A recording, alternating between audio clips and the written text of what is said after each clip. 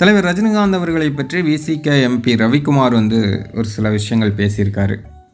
அவர் என்ன சொல்கிறாரு அப்படிங்கிறத பார்த்துட்டு அவருக்கு ஒரு பதிலடி கொடுக்க வேண்டியது இருக்குது. அதையும் கொடுப்போம்.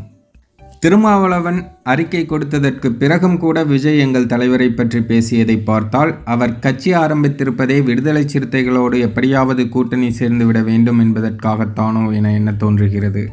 தன்னம்பிக்கையோடு கட்சி ஆரம்பித்திருந்தால் இப்படி வலிந்து அழைப்பு விடுக்கும் நிலை ஏற்பட்டிருக்காது அப்படின்னு சொல்லிட்டு, ரஜினிகாந்தை கட்சி ஆரம்பிக்க சொன்னவர்கள்தான் அவர் உடன்படாததால் விஜயை கட்சி தொடங்க வைத்திருக்கிறார்கள் என்பதை எளிதாக புரிந்து கொள்வார்கள் அப்படின்னு விசிக எம்பி சொல்லியிருக்காரு. விஜய் எதுக்காக கட்சி ஆரம்பித்தார், யார் ஆரம்பிக்க சொன்னது, அதெல்லாம் நமக்கு தெரியாது. ஆனால் தலைவரை பொறுத்தவரையும் அவர் மக்களுக்கு அவரால் முடிஞ்ச ஏதாவது பண்ணலாம் அப்படிங்கிறதுக்காக தான் அவர் கட்சி ஆரம்பிக்கிறதா சொன்னார். மற்றபடி பேருக்காகவோ புகழுக்காகவோ அல்லது பதவிக்காகவோ அவர் கட்சி ஆரம்பிக்கிறேன்னு சொல்லலை. ஏன்னா அவரே முதலமைச்சர் கேண்டிடேட் இல்லை அப்படின்னு தான் சொன்னார். முதலமைச்சராக படித்த ஒரு நல்ல இளைஞராக பார்த்து போடலாம் அப்படின்னு தான் தலைவரே சொன்னாங்க. தலைவர் ஆரம்பித்ததோட நோக்கம் வேறு. ஆனால் சூழ்நிலை அவர் அரசியலில் இருக்க விடாமல் ஆயிடுச்சு. சரி, அது ஒரு பக்கம். தலைவர் அப்படி யாராவது சொல்லி கட்சி ஆரம்பிச்சிருந்தார் அப்படின்னா அப்போ ஏன் அவர் பாதியிலே அதை விட போகிறாரு? அவங்க சொல்லியிருக்காங்க அப்படிங்கும் பட்சத்தில் அப்போ அவருக்கு ஜெயித்தாலும் தோத்தாலும் பிரச்சனை இல்லை அப்படிங்கும் பட்சத்தில் அவர் இதை பாதியிலே விட வேண்டிய அவசியம் இல்லை.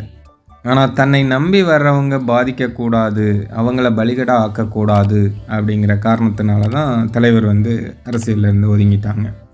இது தெரியாமல் அல்லது தெரிஞ்சும் கூட ஏதாவது ஒரு தலைவரை பற்றி பேசினா பப்ளிசிட்டி கிடைக்கும் அப்படிங்கிறதுக்காகவோ, அல்லது எல்லாரும் தான் தலைவரை விமர்சனம் பண்ணுறாங்களே நம்மளும் 10/11 விமர்சனம் பண்ணுவோம் அப்படிங்கிறதுக்காகவோ விசிக எம்பி இப்படி பேசியிருக்காரு. பட் விஜய் எப்படி அப்படிங்கிறதெல்லாம் நமக்கு தெரியாது. பட் தலைவரை பொறுத்த வரையும் அவர் மனசில் என்ன தோணுதோ அதை தான் பண்ணுவார். ஆரம்பத்துலேருந்து இப்போ வரையும் அப்படி தான் பண்ணியிருக்காரு.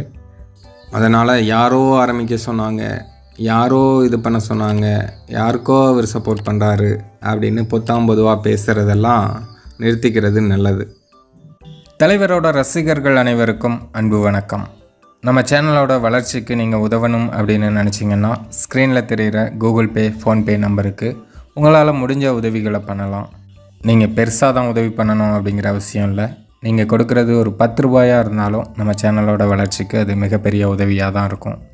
நீங்கள் இதுவரையும் கொடுத்த ஆதரவுக்கும் இனிமேல் கொடுக்க போகும் ஆதரவுக்கும் நான் தலைவணங்கி நன்றி சொல்லிக்கிறேன்.